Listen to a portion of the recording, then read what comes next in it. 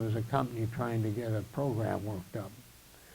But a lady by the name of Madorai called us at home later and said they'd like to come out and talk to me. And I said, well, we gave that particular affair at the Historical Museum in Sanibel. We said, we'll meet you at the museum. They said, we don't want to do that. We'd like to meet you at your house. And after some rather hairy thoughts about that, we did. We met at the house, and they asked questions for 3.5 hours. And the essence was that they thought their ship had a sort of a special end with the spirits. Nobody could sink it. And they swear to this day that we had new radar to find those boys in the clouds that were there that day. So we never really convinced her, and I notice I still contact her occasionally. She's been off to several other talks that have been given by guys just like me, and they all have a little different story because they arrived there at different times, and some of them have claimed that they sunk it, but we know who sunk it. And I'm going to have to take a look at my clock. Okay, we're all right. When we terminate this talk, we're going to have a time for questions. But I'm going to give you one little other mission, because I have a few minutes left here. You never knew what kind of a mission you were going to get. And this applies, I presume, to every combat operator. The assignment may be different, but they never have laid out a nice pat, you know, I'm going to go to the store and buy a pumpkin back home kind of a thing.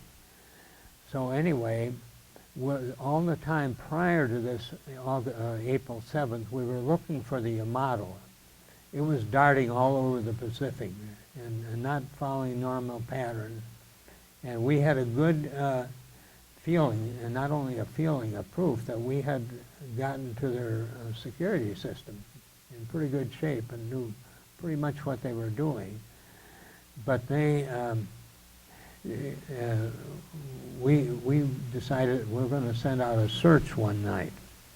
And our position at that point was about 500 miles south of Japan. And we were all going to get radar attached, the temporary radar attachment.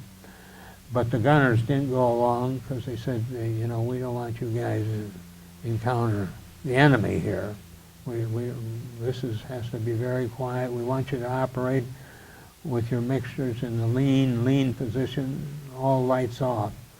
But you'll take off 9 o'clock at night and come back about 5 in the morning.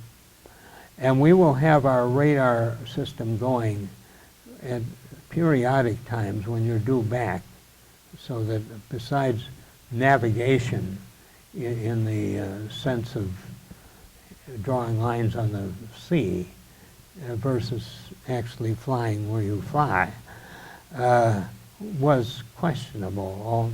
But anyway, at 9 o'clock, I was one of those, in fact, 58.1, they used those 4 airplanes, you would, and Fran Ferry and Bob Cahill and myself. We all took several quadrants of the south coast of Japan, and we were to spend the night patrolling that area and to see if the Yamato was in that zone, and the other groups had other people doing other things.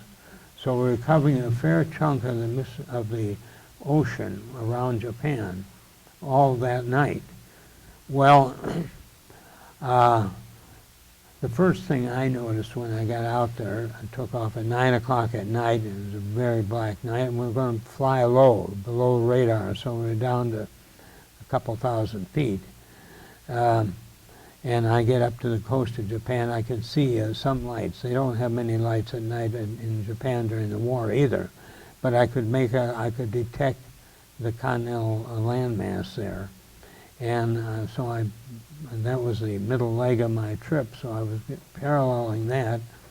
And lo and behold, here was an airplane flying right ahead of me and a little above me, and it was an airliner, a Japanese airliner.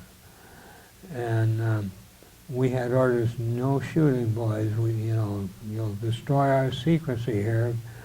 So I took it upon myself to follow these guys. I figured they wouldn't shoot their airliner down, and I followed behind and below him for about an hour till he had to make a stop, and I didn't stop with him. But that was one of those assignments that it's a long night, and when you get back, in fact, all of our carrier operations in those days